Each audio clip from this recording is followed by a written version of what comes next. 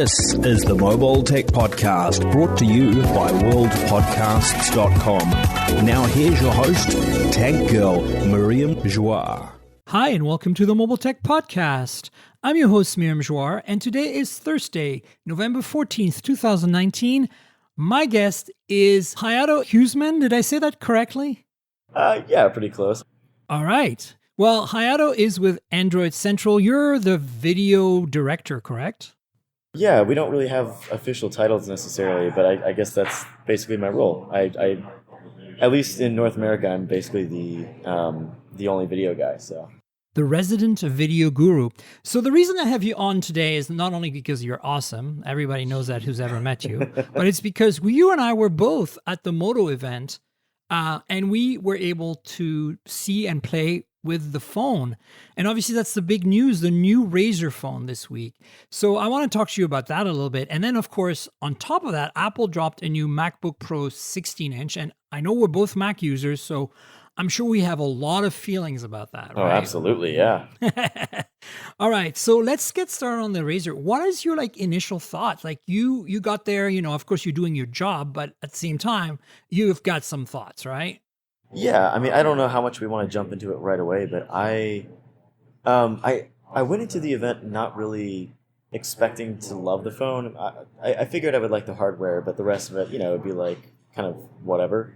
I kind of left really in love with the Razr, and I really want one. The camera from our testing at the event, it didn't seem great. There were a lot of little things about it, but overall, I'm very excited about this phone, and I think maybe I'm the most excited I've been for a phone in a while after this event. And I feel the same, and I think everyone I talked to that was at the event, I don't remember anyone specifically saying to me, you know what, this is boring, I don't care. Right. Even those people who are just doing it for shock value. There are some of the folks we know that would be like, whatever, who cares? Even I don't know, Sasha Siegner of PC Mag, not that I'm saying that he normally is a stickler, but I'm just saying that, he's a hard guy to convince about a product because like me, he's been doing this for a long time. He was impressed, right? So yeah, I saw him tweeting that he was actually very, very positive about the phone. Yeah, I think for me, what really did it was I was sitting next to Michael Fisher, Mr. Mobile, and we kept looking at each other going, did you just see what they just said? Did you hear what they just said? Did you see this slide that they just put up? This is cool. Like we were kind of like, wow. I think for me, the big thing was, we'll talk about the specs because you touched on the camera. For me, there's the battery size and the processor as well. Let's just put it here up front for the whole audience. If you're thinking that we're going to bash the specs, we probably will, but this is not what this show is about. I want to talk about design. I want to talk about the hinge. I want to talk about what this brings to the table, to the folding phone universe. Specs are deficient in some ways, but this is not what this phone is about, right? Yeah, absolutely. I mean, they said that themselves. They kept on. We went out to a dinner with them shortly after the event, and they were pretty candid. They just wanted our honest opinions. And we all kind of said that, we're like, well, these are pretty weak, mid-range specs for a very expensive phone. And there's a lot of small things. And they said the same thing you just said, we're basically, we're doing this for the design. We're doing this for the functionality more than, being like a flagship tier phone. And I think, at least for the time being, that's probably the right move. And I can imagine that some of the folks listening, some of my audience right now are going, well, Miriam, you're way above that. You want to look at the whole package. You're not going to just get wowed by a nice design and a flashy design and looks and feel. You're going to be interested in how it performs and how it works. And I am, and that's actually why I'm interested, is because look, folding phones are in their infancy right now, and the Galaxy Fold has stumbled and fallen.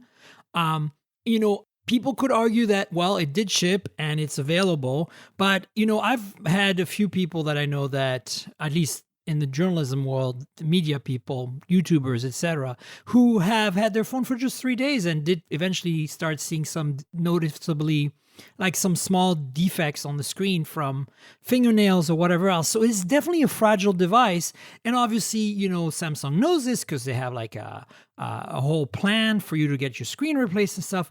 And we've all collectively, and again, to be clear, I don't have a Fold, but I know from all the people who have one and have played with one in the media world that we're all unanimous as journalists, as bloggers, as YouTube creators, right, Hayato, that this is a fragile device. Yeah, absolutely. I mean, even when you open the box for the Galaxy Fold, it comes with a big like sheet of plastic on top of the phone that just says, "Hey, don't put too much pressure on the screen. Don't press your nails against the screen. Don't let it touch, water, sand, dust. Don't do any of these things." And it feels, for as great as the Galaxy Fold is and as well put together as the hardware is, it feels really mediocre. For you to get this like incredibly cautious warning of this delicate phone that you're spending $2,000 on. It's not really the experience that I would want to get if I were the one buying the phone. Totally. As an aside, I just want to say that Hayato is recording this in a coffee shop. There might be some background noise. This is the best we could come up with. Yeah, so hang tight. No, I think it's not bad at all right now. But if it does get loud, you know why it's happening as you're listening to the show. So to me, this is where the Moto Razr kind of stands out and really shines, right? It seems to solve a lot of the problems that the Galaxy Fold has as a folding phone. And it does solve them in a very technically savvy, very, very engineering driven, very high tech way. I'm an engineer turned journalist, and I looked at this thing and I was like, wow, they've made some really smart decisions here. Now, we haven't played with the phone and owned it for 6 months. This might all fall apart, but the gut feeling I have, and the gut feeling that I think everyone had at this event, was that it's going to be a durable device that you can handle like you handle a normal phone. They've made a number of design decisions that contribute to that, right? Absolutely. I mean, I think it's such a different situation than the Galaxy Fold, because obviously the Fold is kind of going for, big phone turned tablet, right? I mean, it's right. You get a tiny, tiny screen with it fully closed, but it's still like a large size phone as far as the physical dimensions. And you unfold it, you get this giant tablet, and the Razr isn't trying to do that. It's trying to give you what I guess by 2019, 2020 standards is considered a normal size phone with a 6-inch screen.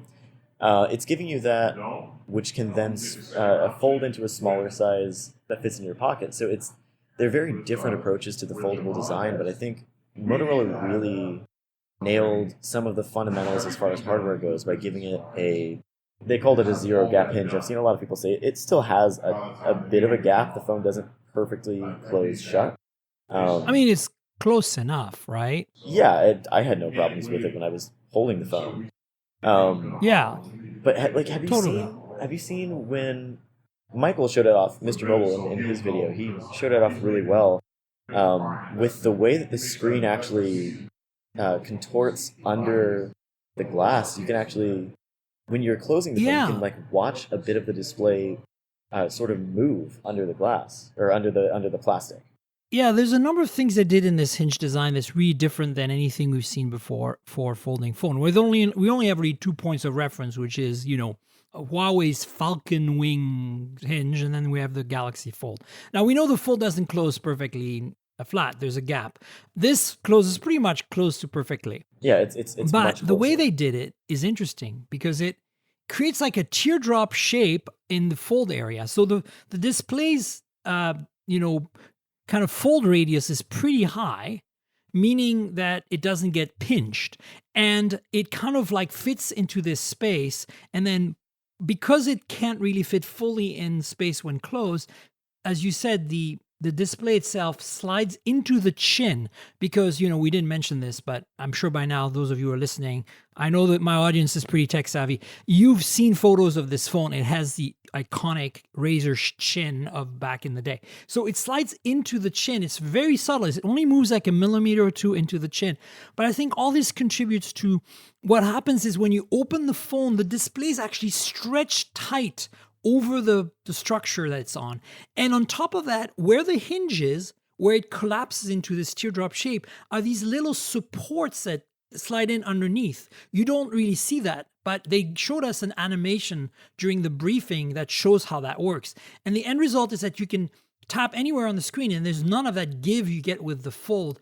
And it's really hard and solid and you don't have to worry about damaging the display, right? Yeah, it feels very sturdy. It's almost a shame that people, like, you won't know that is how the display is able to fold. Like, you won't see under the plastic, obviously, to be able to watch the actual display tech sort of moving around, unless you see that graphic that they showed us.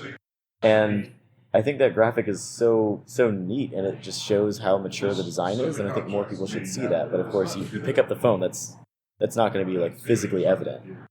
It'd be interesting if they made like a mock-up of the phone that instead of having a display that showed anything that was black, it was just a transparent sheet of plastic, you know? Yeah. So you could actually see how it folds in and how it works, because it's really, really clever. And I think the other thing that's really clever, and I'm not sure if this is true, but I trust Sasha again. Sasha Segan at PC Mag said to me that apparently the design is such that the hinge, when it opens, you open the phone, has a mechanism that basically brushes dust out from underneath the display outward. So anything that's trapped in there should be kind of like brushed out and away from the display so it doesn't get stuck underneath. That's fascinating. Yeah.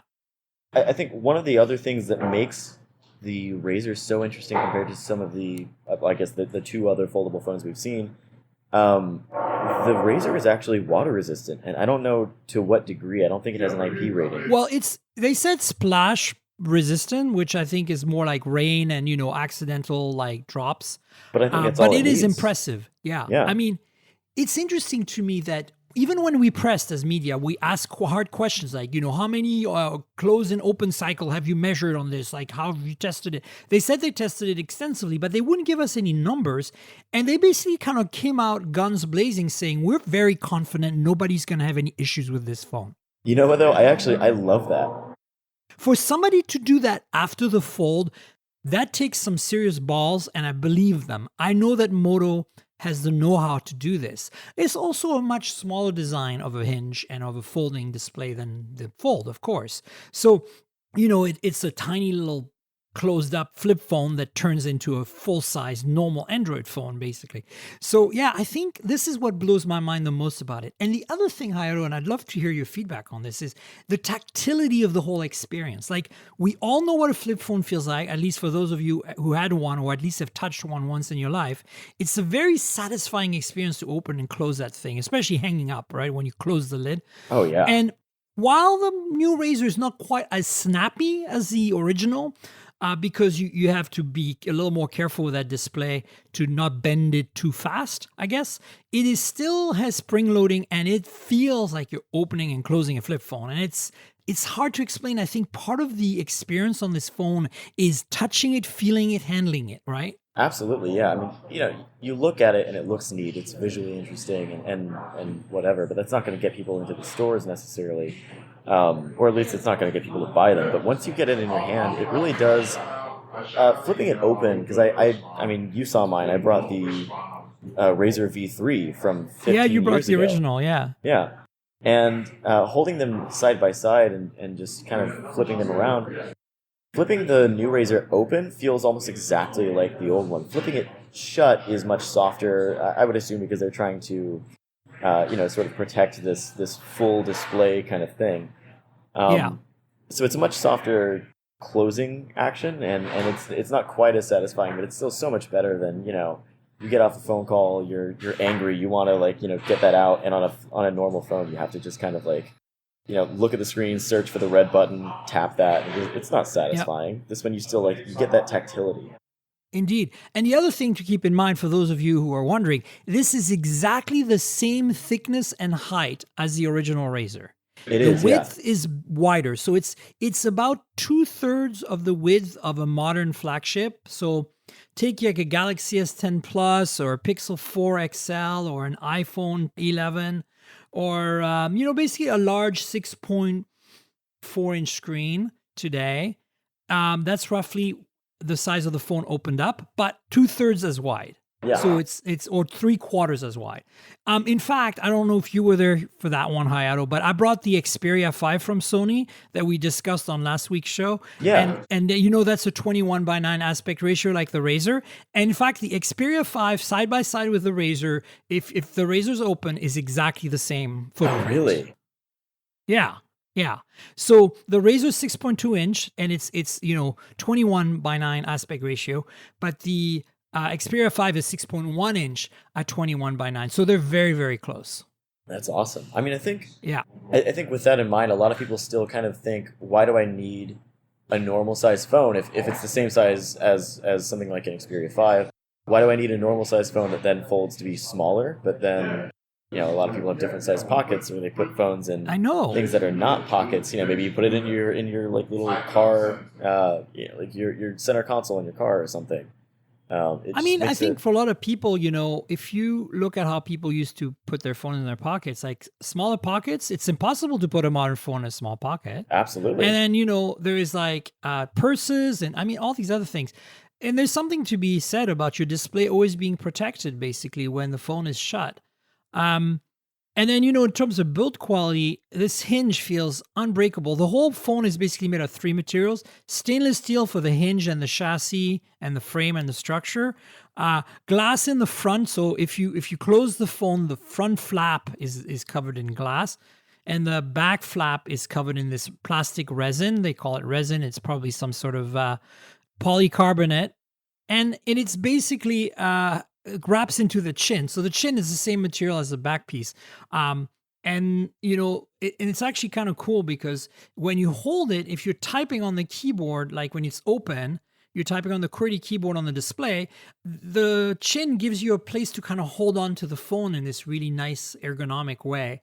And you don't feel like it's going to slip out of your hands. And the weight distribution is really well thought out as well. Have you noticed that? Yeah, I was actually kind of worried about sort of the weight and the hinge, or the not the hinge, but the chin. I kind of thought by the looks of it seemed like it'd be kind of awkward, but it's actually not bad at all. Yeah, no, I think they did a really good job at all the ergonomics and the design, and they spent a lot of time talking about that. And then in terms of materials, as I said, it's a little weird that it's plastic in the back. It does feel a little cheap to me for a phone that price, and we'll get to the pricing at some point. But I think that they had to make some design decisions. This is a 14 millimeter phone. And when it's closed, it means it's just slightly thicker than a normal phone. Well, maybe not quite. There's a lot of phones that are 8 millimeters, 9 millimeters right now. So, you're adding 5 millimeters, 6 millimeters to that. It's not quite double. So it's pretty damn thin. Those two halves, when it's open, are pretty damn thin. And they packed a battery in each part of the clamshell, the top and bottom part, that add up to 2,510 milliamp hour. And we'll talk about that. They have so much sandwiched technology in there, and the hinge obviously takes up some space. You still need the motherboard with all the chips on it. You need a speaker, a vibration motor. You need a USB-C port. You need a fingerprint reader. You need a camera. In fact, there's 2 cameras. So they had to pack a lot technologically. This is a pretty impressive in terms of packaging to me. Yeah, and it's probably worth noting that they finalized the design. I think they said over 18 months ago. So it's that I think that kind of makes it even more impressive that it's over a year and a half old, and they still managed to they do all of tested the that. crap out of it for that year and a half, which Oh, is of course. exactly where we're at. And that's also why the specs are kind of meh. And we'll talk about the specs at some point, but I just feel like people need to understand that in the path to folding phone, this is a major step forward. This is potentially the first folding phone we're going to see that hits the spot, that survives a normal lifestyle. And, that's what we need, because inevitably folding phones are a thing. There is always going to be candy bar, normal phones that don't fold out there. I'm pretty sure of that. But I think there's going to be an entire category of the market that's going to go folding. And somebody's going to make that happen and work. And who's better than Moto? It could be anyone, but I think Moto is in a good place because of this experience they have designing very, very high quality products over the years. And so that's kind of what, blew me away the most about it. So the way the hinge works, the design, the feel, the look of it. And so, do you want to talk about the front display a little bit? It's very interesting how they position that thing, right? It is, yeah. I mean, I think it's very similar to a smartwatch where you can't type on it. It's not like the Galaxy Fold where even with that tiny front display you can just type on this super small little keyboard and it kind of works but not really.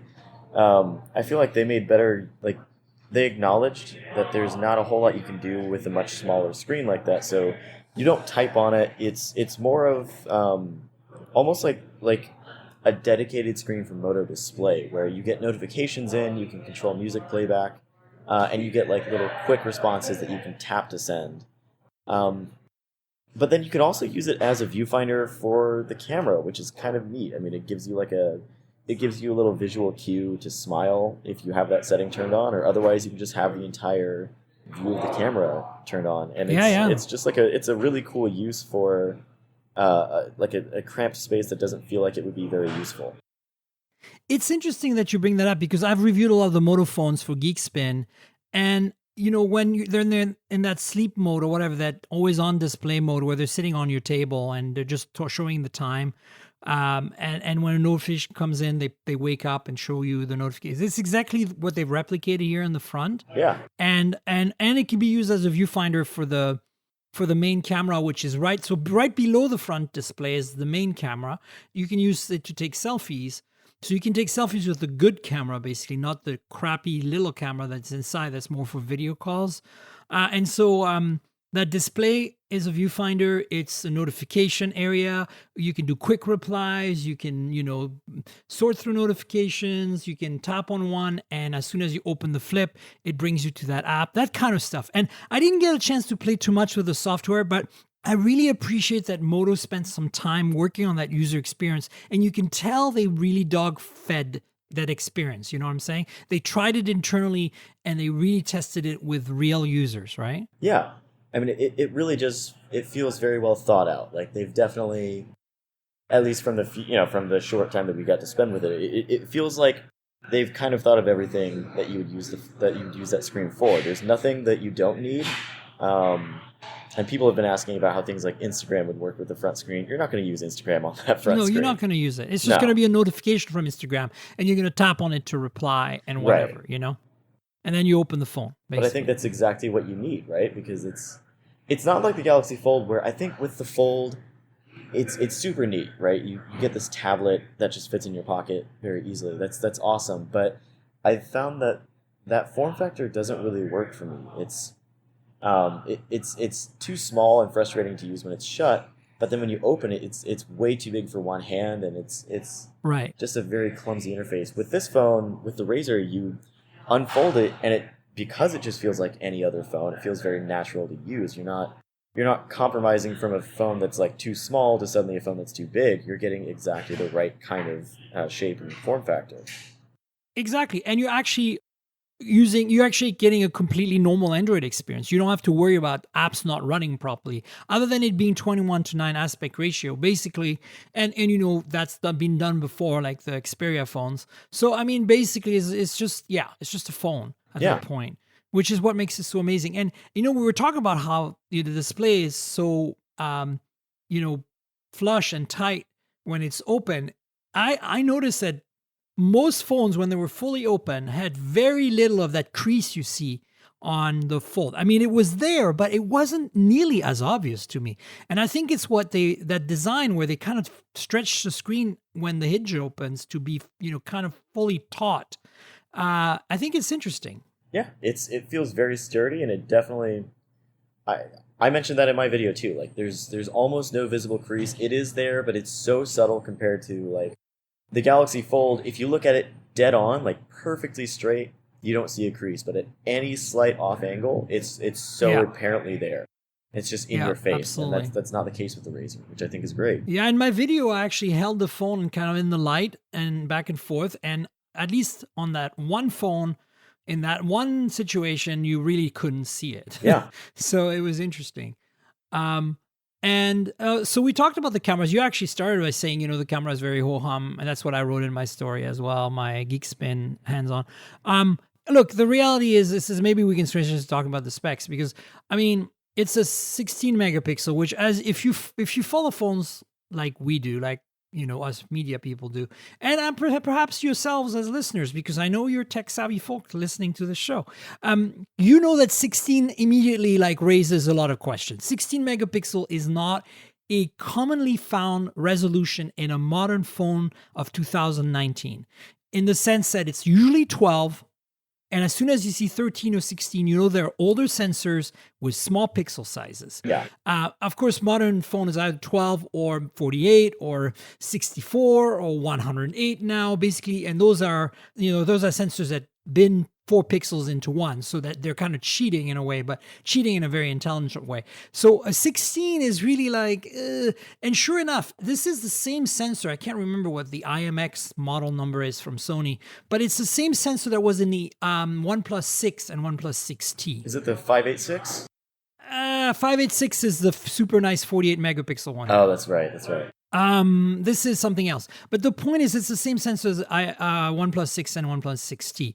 And rewind about a year to the OnePlus 6T, and you will know that, while OnePlus did a good job with the software on that camera, it was not the best camera experience and camera performance. Now, it's coupled with an f1.7 lens, which is pretty good, it's pretty fast, but it doesn't have OIS. So it feels very 2017, 2018, which, if, as you said, 18 months of development time is pretty much probably what it is, right? Yeah, I mean, I think they even told us at that dinner I mentioned earlier that I think they mentioned it doesn't even have EIS, which seems very strange. No, it does electronic stabilization. Okay, good. I heard that somewhere else. It doesn't have OIS, but it has electronic stabilization. But again, this is depending on the ISP, and we're going to talk about the chip in a second. It's not the newest chip either. So that's the thing about the camera. No multiple camera sensors. There's a flash. There is no OIS. There's an f1.7 lens with a 60 megapixel sensor.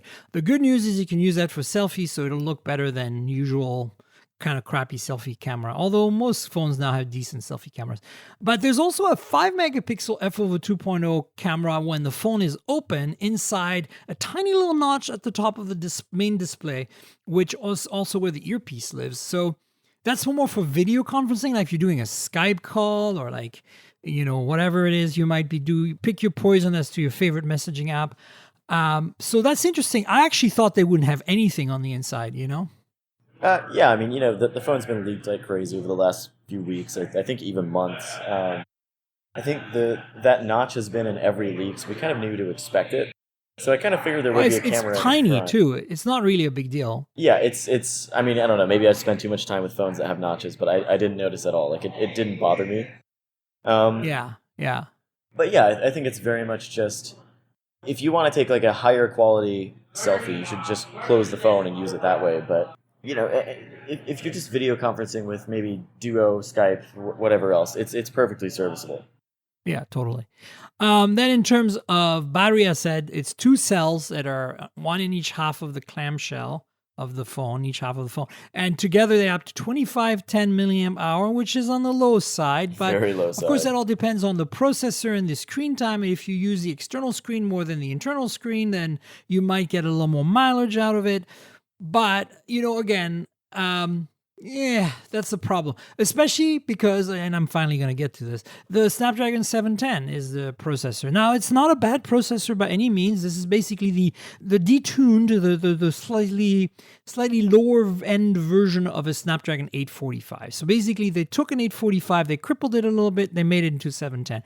In the same way as they took the 855 and crippled it a little bit and made it into the 730. And that's kind of what I would have expected the Razr to ship with, a 730, right? Yeah, I mean, just like the original Razr from way back when, this phone is not meant to be, your next replacement for your digital camera, or it's not supposed to beat the iPhone or the Galaxy or whatever else when it comes to photography. But it's going to take perfectly serviceable photos, I think, if you're just looking for, I need to post to social media or whatever else. In terms of performance, honestly, the 710 is just fine. It's just that it's not Absolutely. as power efficient as the 730. So now you're thinking to yourself, well, if the battery is this small, maybe this will be an issue. And that's kind of, again, 18 months ago was when they locked in those specs. So at the time, it made sense that they picked the 710. It's a little less power hungry than the 845, which existed at the time. And of course, the 730 is much more efficient than the 855, although that's arguable. But anyway, it wasn't going to be an 8 series processor. And I don't think you should worry about that. It has 6 gigs of RAM. It has 128 gigs of storage. All those numbers are perfectly fine for the kind of phone that it is. And I don't think you're going to worry about it. But it also means you don't get the latest and the greatest from Qualcomm in terms of like image processing algorithms to enhance that kind of meh spec camera, etc. Right? Absolutely. I think the reason, Hayato, that people are a little worried about the specs is because they're looking at it as a $1,500 phone, right? Which is what it is. The cost, the price, the retail price unlocked or whatever, like non-subsidized, is $1,500. At $1,500, it is pretty pricey, but just like with the Galaxy Fold being about $2,000, that's a really outlandish price for any smartphone. But when it's essentially a beta testing for the public, you don't really expect it to be. You don't expect the first of anything to be the best, right? It's not going to be the end all be all. It's not going to have like top tier specs and do everything you could ask for. And with a normal phone, that seems kind of outrageous for $1,500. But with a foldable phone, there's so much more to it than just, does it take good pictures or does it whatever. Yeah. I mean, I feel like, to me, it's not really the first folding phone because the Galaxy Fold was there, but I mean, obviously it's very flawed. And as the Mate X was announced, I played with it, I touched it. I think I like their design. It's pretty good too. But I feel like this is the first, like I said in my story, the first folding flip phone. Yeah, it's and there's going to be way more of those. I mean, yeah, Samsung announced at their developer conference like a week ago or whenever it was that they're working on a, basically a folding flip phone. And so it's going to be a thing. It's going to be a form factor. And as I said earlier, I think that the fact that Moto seems to have nailed the reliability aspect of this, at least as far as we can tell from initial impressions, it means that the folding thing is going to take off. So, whether it starts with a smaller phone or a bigger phone, doesn't matter. The point is that, we need to be able to prove that this is a valid technology, and maybe people will hate it and not buy it. But I think $1,500 is a good reflection as to the complexity of the product. And I really don't feel it's too much when you consider, it's easy to spend $1,450, whatever it is, on the top spec iPhone 11 Pro Max. Is that right? Yeah. Right. So look, okay, but yeah, you're gonna say, well, but the specs, but you have to understand, like, there's a number of things you're getting here. You're getting a really unique piece of hardware. You're also getting a phone that's iconic, has an iconic brand, and has an iconic nostalgia factor to it. And so some of you, I can totally understand. You don't care about nostalgia. You never used a Razr. You never lived with one. You don't care. But I can tell you, there's a lot of people out there who are going to totally dig this phone because it is like reminding them of it being a Razr that they had before. And are going to be willing to pay for that just to be, the first ones to have it, the only ones to have it, or just because they're sick and tired of things bulking in their pockets and they want to put something small in their pockets. And, the average person doesn't care about specs. So as long as the end result of the photos and the experience is okay, they'll be fine. And, right now it's running Android 9, but Moto said that they're already working on Android 10 for it, that a lot of these customization of the front display did require a little bit of fiddling. They actually work with Google on that stuff. So I think I wouldn't be surprised if we see Android 10 coming too soon, right? Yeah, they told us at the event that they're expecting it to launch very shortly after the phone releases in January. I mean, given Motorola's track record, I don't really know how much I believe that. I guess we'll wait and see. Well, they don't have the best, but it's not the worst either, right? Like, it's kind of like, it's a lot like HMD Global Nokia, where they originally were all gung-ho and said, our phones are going to get all the updates. But it's taken a bit longer than that. But they are delivering the updates. So, Yeah, it'll get there eventually. Yeah. And in the meantime, Android 9 Pie, no, it's not ideal, especially in 2020. But it's certainly not the worst situation. It's the same as the 710 isn't ideal. It's the same as that 16 megapixel OnePlus 6 camera sensor isn't ideal. But at the same time, the whole thing works together pretty well. And The battery life is going to be the big question mark for me. I think that it really depends how much you use the external display. It does have, I think I'm reading different numbers on this, but I think it's up to 18 watt fast charging on the connector. But I think in the box is only a 15 watt charger. But I'm pretty sure that Moto Turbo Power supports up to 18 watt. I think that's right, yeah. No wireless charging.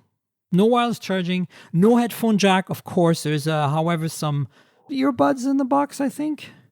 Yeah, and you actually get a really cool retail packaging box. Yeah. Do you want to talk about that? Sure. I mean, I didn't get to spend much time with it at the event, but it's this. I guess it's sort of like a rounded out triangle, right? It's just this crazy design. Yeah, I think the box opens up and the phone is mounted inside of it kind of diagonally and presented to basically as if you had like a wireless charging stand that your phone was resting on. That's basically what it looks like when you first open the box. It's presented you that way. But the cool feature about this quote unquote box is that they kind of hope you're not going to throw it out and keep it, because when the phone is docked onto that box, basically presented to you as if you had it on a wireless charging stand, it has a little bit of echo chamber underneath the phone to amplify sound. So it will make a good speakerphone support, as it were. Yeah, that's the one thing they talked about.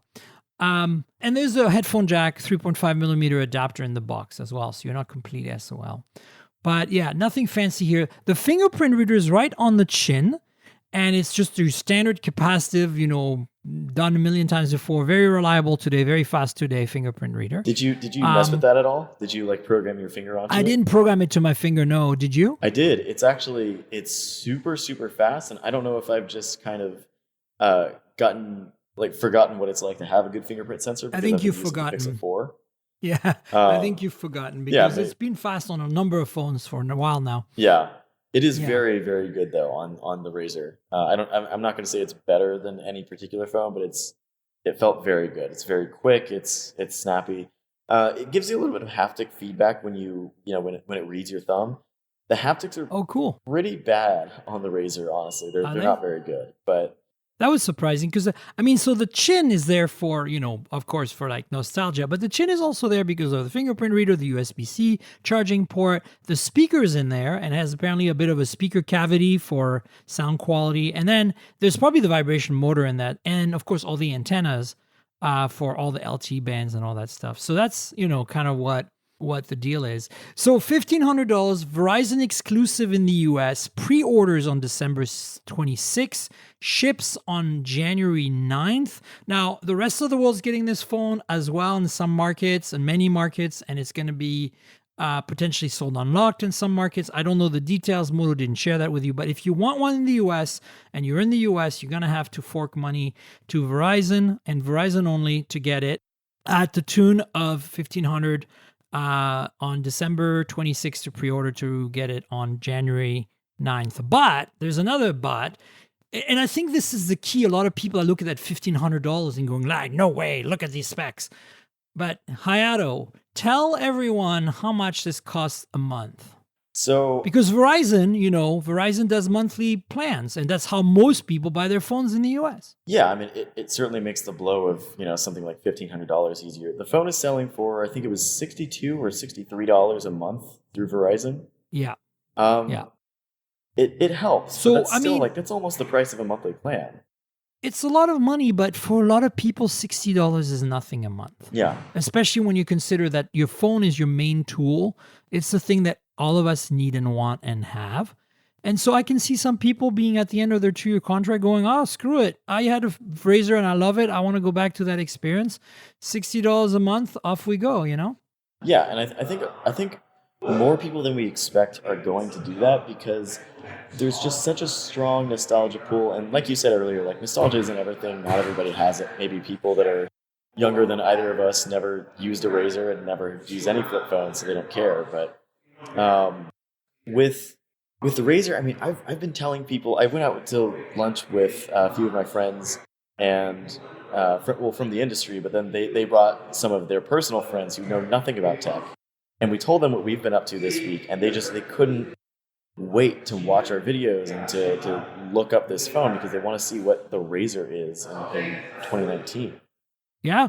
I mean, it is. Look, it's. I was excited. I'm old and jaded, and just don't get too excited about stuff. I mean, I love technology, so this delivered. This delivered in spades, and I think it's like this is what I'm most excited about. Is that this is people say phones are boring, and you're so wrong to say that because this proves that phones are not boring. I mean, this is amazing. So yeah, I think look, the price, don't balk at the price because ultimately a lot of people are just going to buy the subsidized. And yeah, it's a bummer because some people are going to be like, "Oh, I want it on AT&T or I want it on T-Mo."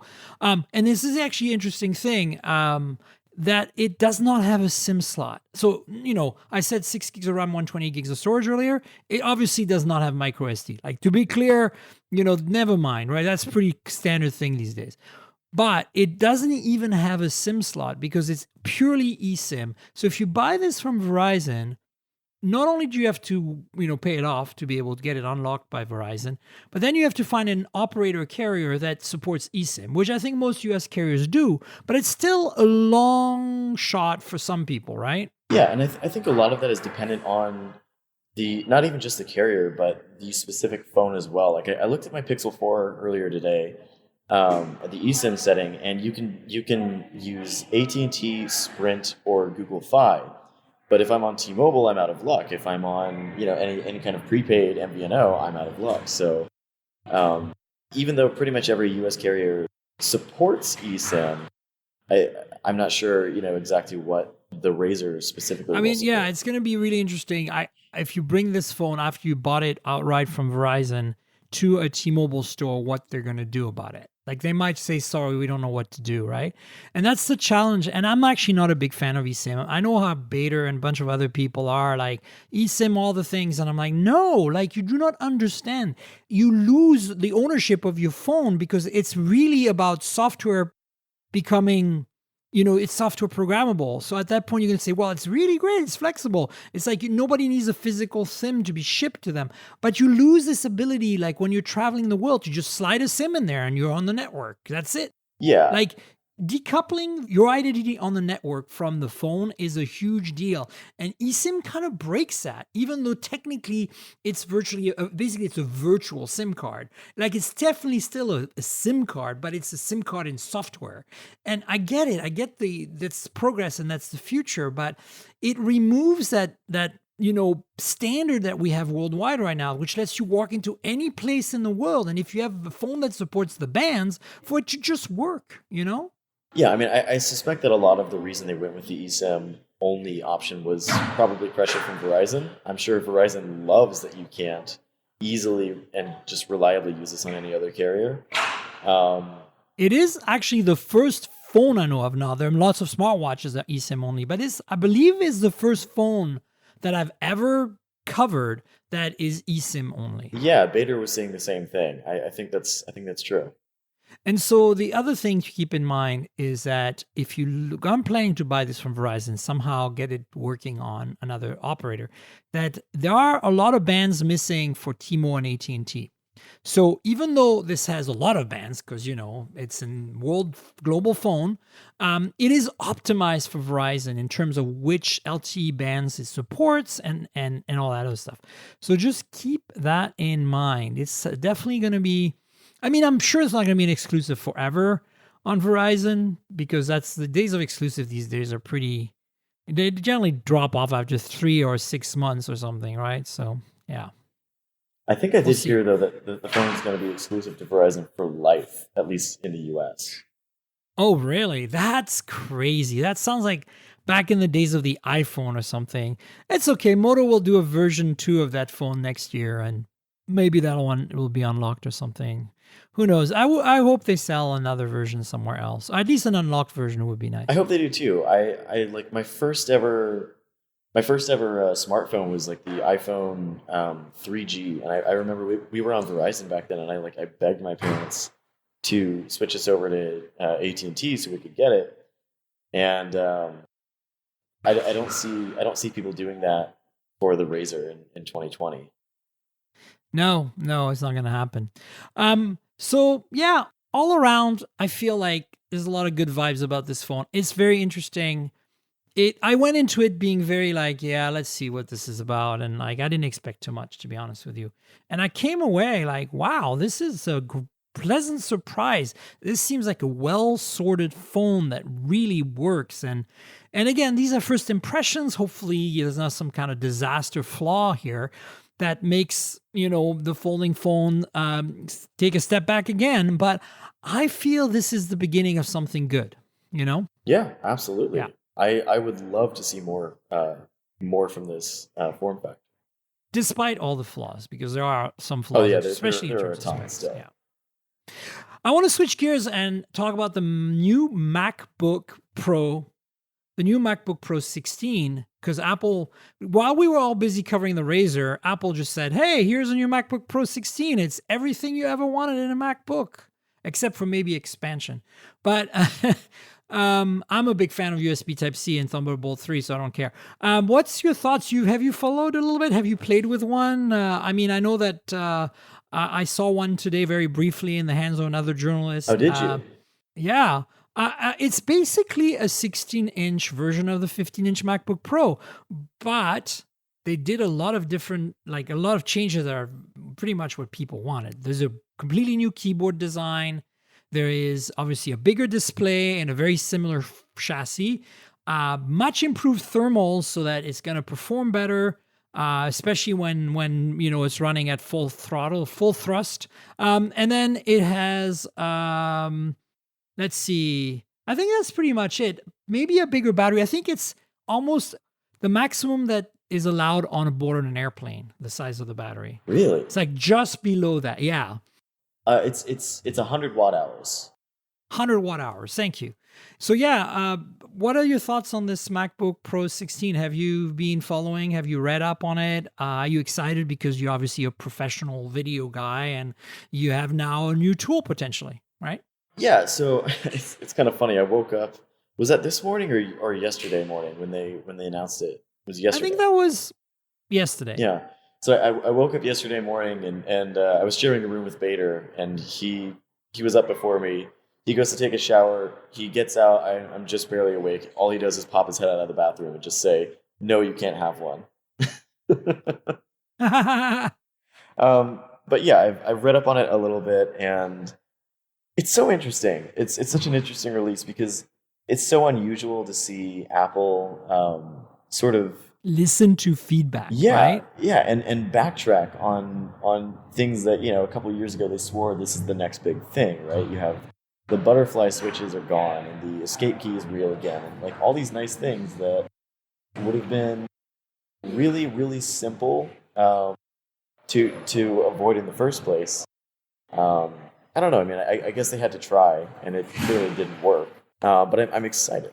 Well, I think that, the Pro users are such a bread and butter thing for them. I mean, not in the great scheme of things, because they sell way more iPhones and iPads and services right now than they sell Macs. Never mind the Pro versions of the Macs. But I still think that, like, at the core, they are really the people who are the longtime fans of the company, right? And those professionals were switching to PCs is the reality. I know so many of my friends who, had decided to learn Premiere and pick up a Razr or some other powerful Windows laptop to do their editing, as their video editors. And some, like you and Michael Fisher, have stuck with your MacBook Pros and Final Cut. But there's a lot of bitching around the keyboard, or around the thermal performance and the throttling of the processor, and around, basically not delivering what they want in a Pro device, that I think Apple had no choice, Yeah, I mean, the amount of trips I've taken with Michael where he gets so frustrated at all these keyboard issues he's been having, and he swears up and down, if the next MacBook isn't dramatically better, he's basically saying he's just gonna deal with it and switch to Premiere, even though he loves Final Cut as much as I do, and just get a Windows laptop instead. So hopefully everything is better now, and we don't have to do that. But I mean, all I can do is hope. I haven't used one yet. I mean, I've read up a little bit on it. I watched Rene Ritchie's video, which I'll put in the show notes, and read his article on iMore. And, it's basically the big deal here is they went back to from a butterfly keyboard to a scissor keyboard, which has twice the travel from 0.5 millimeter to a full millimeter, which is not as much as some other keyboards. But basically, they took the keyboard that ships with the iMac, the standalone keyboard they have, which is a great keyboard, and they basically put it in a MacBook Pro. And gave it a little less travel, but basically the keys have more space between them. There is a better tactile feel to them, more key travel, and generally speaking, the keyboard just feels instantly way better. And then the other big detail is that the cursor keys at the bottom are inverted T-shape now, right? So instead of the original arrangement of the cursor keys was in a row you have left, down, and right, and then above the down, you have the up. Whereas a lot of the modern, like the current MacBook, has got large left and right keys, and then in the middle are the up and down keys. So you can't really tell exactly where you are by feel. So I think the inverted T layout for the cursor keys, it's a minor thing, but if you're a developer or somebody like that, it's a big deal. So is the escape key. The escape key is back. It's no longer part of the touch bar. The touch bar is still there, but the escape key is back. And that's got me really excited because I'm an ex-developer. I used to make video games. So I was really bummed. I never bought a touch bar Mac specifically because I want my escape key. Sounds crazy, right? No, I mean, I'm a video editor, so I use the arrow keys all the time, and I have that same issue where without the inverted T, I'll reach for what I think is the left button, and nothing's happening because I'm actually hitting the up or down, and it's correct. I'm very excited to not have to deal with that anymore. Well, I mean, I'm not getting one anytime soon, but if I ever upgrade, then I won't have to deal with this anymore. Yeah, totally.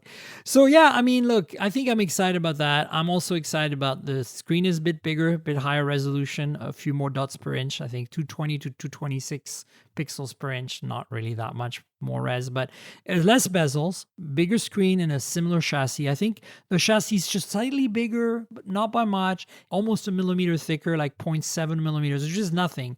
But considering it has this massive battery and much better thermals, because one of the big problems with the MacBook Pro 15, the outgoing one, is that, which is no longer sold, by the way, the 16 completely replaces it at the same price point. I think it starts at $2,400 and goes up to like whatever, the sky's the limit.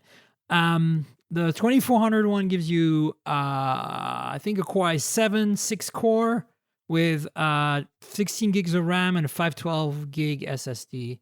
I'll link to a story by Renee, as I said, that covers that stuff. The point is, though, that I think this might just bring the Mac back, the MacBook Pro, which is the most popular Mac for professionals, back in the good graces of the professionals. Yeah, I mean, and I think that's important. It's a bit of a situation of where, like, I wonder how many of these issues are kind of overblown by people like us who, we use these in very specific ways, and so we run into problems that maybe not all general consumers will run into. Like, I don't think. But it's not a general consumer laptop. Like, you buy a MacBook Air if you're a general consumer. Sure, but I feel like I see so many, especially at college campuses, where people maybe don't necessarily know, am I going to just use my laptop for writing papers, or am I going to get into learning how to like program or edit a video or something? They go for the higher end laptop just in case. So I see a ton of MacBook Pros out on college campuses or at coffee shops or whatever else, and I think in that way it is a very like general consumer kind of computer. Yeah, but I mean, now I think they fixed a big problem. The only other gripe that I see people had was the lack of SD card slot, full-size SD card slot. That wasn't going to come back. If you had any delusions, that would. The good news is that you still have 4 USB-C Thunderbolt 3 ports, and you still have a headphone jack. They didn't get rid of that. And so, same camera for the webcam as before. But apparently the thermals are 30% more efficient. So I think that's what would be the big thing. The thing's not going to heat up as much. The fans are not going to kick in as soon. And more importantly, when you go full blast, like rendering video or whatever, you're not going to see performance problems that we literally, absolutely, if you watch videos by Dave Lee, Dave 2D. Like he explains in great detail how completely thermally deficient the 15-inch MacBook Pro is, right? So this is a big deal. Those two things, I think, the keyboard and the thermals.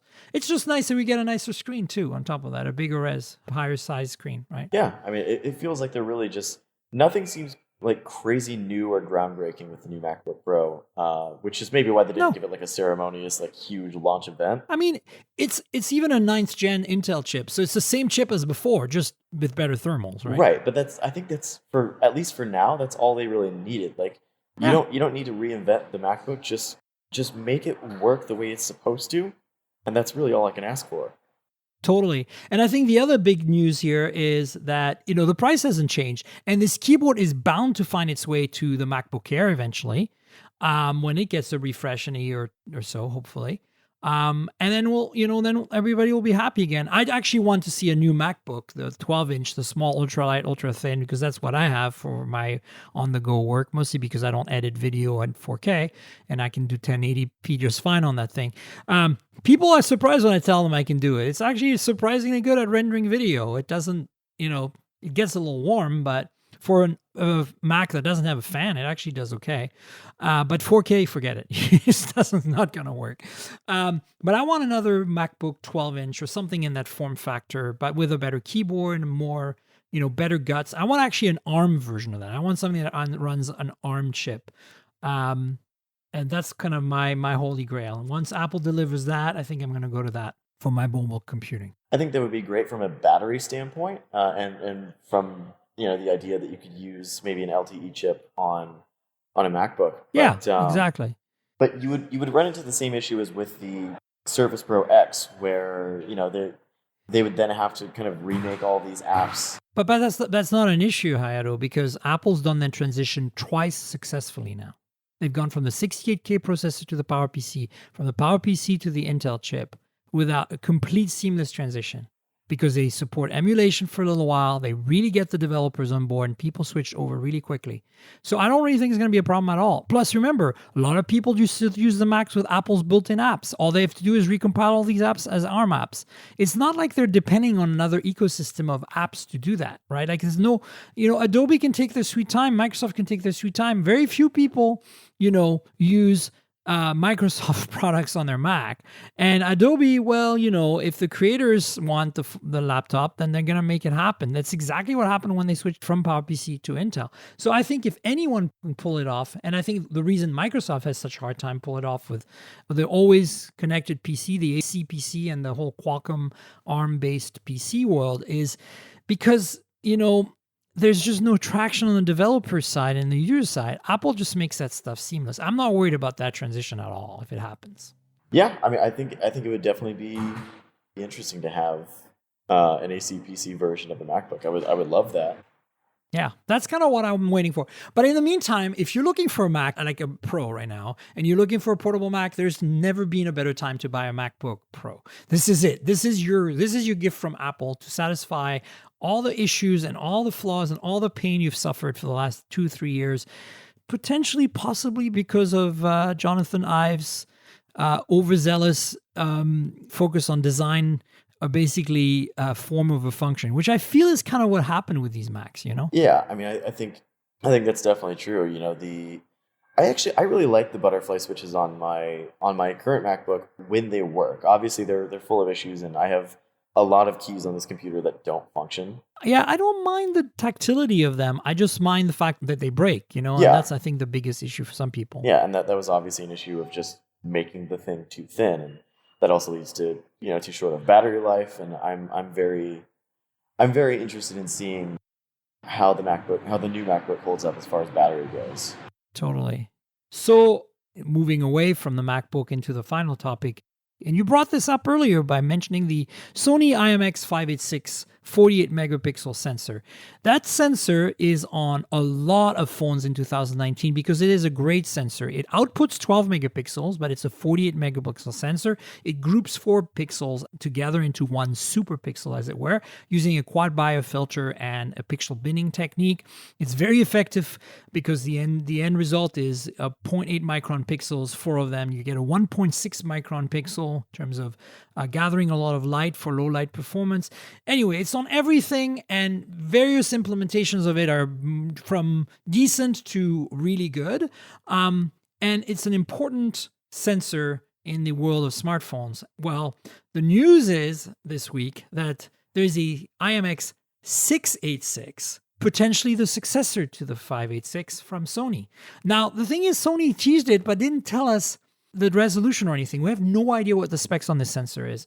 And again, here we're getting super nerdy because really this is gonna only matter to, it being put in a phone and implemented properly to be significant. But it'll be interesting to see where Sony takes this next sensor. And, there's 64 megapixel and 108 megapixel sensors out there from Samsung. The 108 megapixel one was announced last week alongside the Xiaomi Mi CC9 Pro, which is also known as the Xiaomi Mi Note 10. And those two phones are identical. They have a sensor that's 108 megapixel and downsamples to 27. And it was custom designed with Xiaomi, for Xiaomi, I should say, by Samsung. So I'm curious to see what Sony's going to bring to the table. What are your thoughts on that, real quick? So, having a 60 megapixel sensor versus the 586 is what, a 48 megapixel, yeah? Correct, yeah. Yeah, I'm really not somebody who thinks that megapixel count is... No, neither am I. We all know it better, right? Yeah. But, from the teaser video that we've seen, the dynamic range is super, super impressive in just the sample footage they've given us. And I'm sure, usually with teaser videos, they always kind of give you the ideal situation so it looks as good as it possibly can.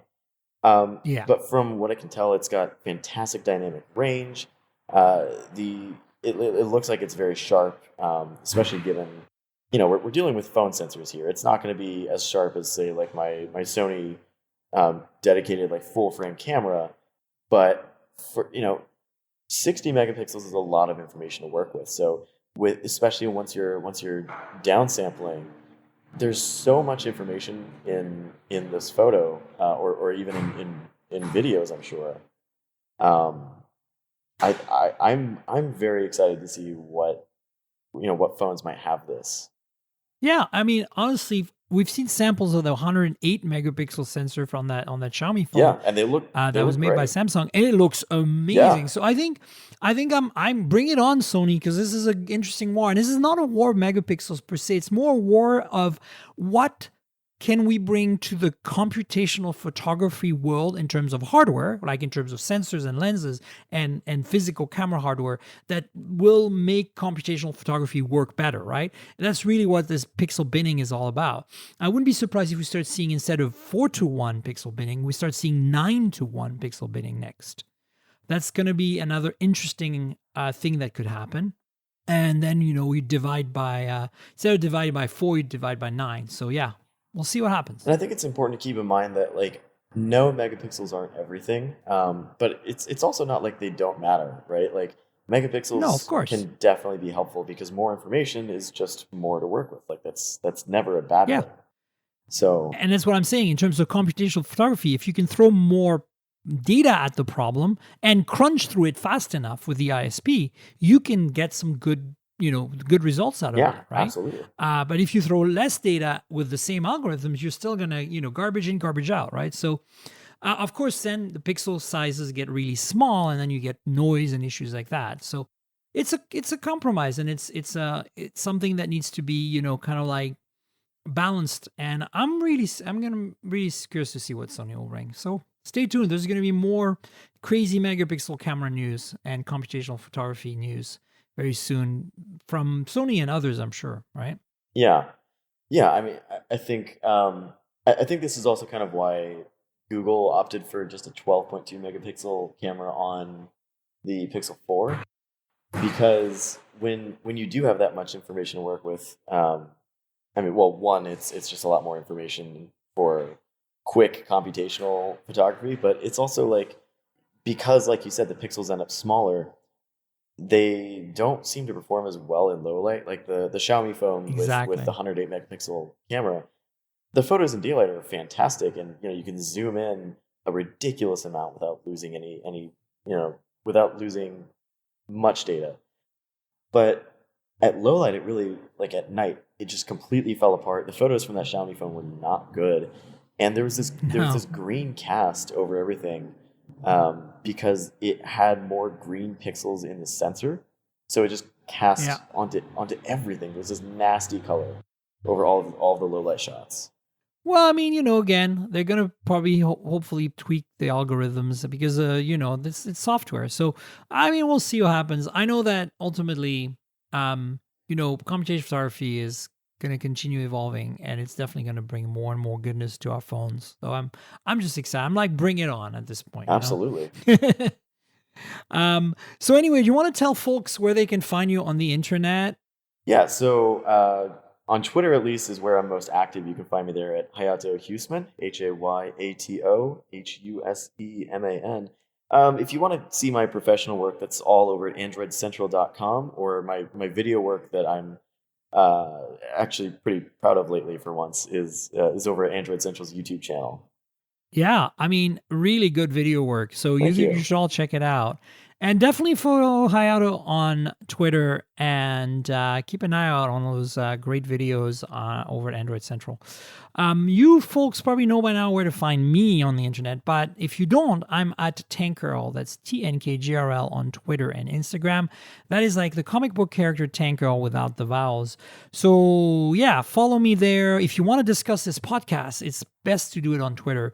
Instagram is about photos of phones and photos taken with phones. So it's really, kind of a showcase of pretty things. There's also a YouTube channel that goes with this podcast, youtube.com/Miriam Jouar, my full name spelled out. If you know how to spell my name, you can find the channel. You can search that on YouTube. Also, my name is in my Twitter account. So just if you don't know how to spell it, just go there. So youtube.com/Miriam Jouar. There is hands-on videos, unboxing videos, reviews, basically complementary content to this podcast, stuff that shows you visually the stuff we talk about in the show. So check that out. If you stumbled upon this podcast completely by accident randomly and you're like, whoa, this is cool, I like it.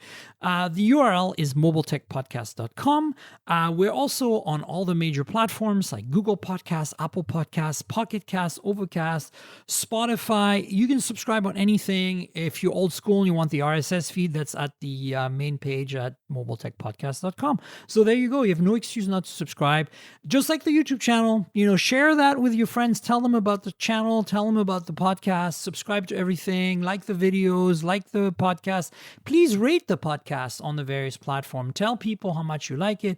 Review the podcast. That really, really helps us, and us being me, really. So the other thing I wanted to say is I'm also doing another podcast right now with my friend Murray Newlands. It's kind of a short collaboration we're doing.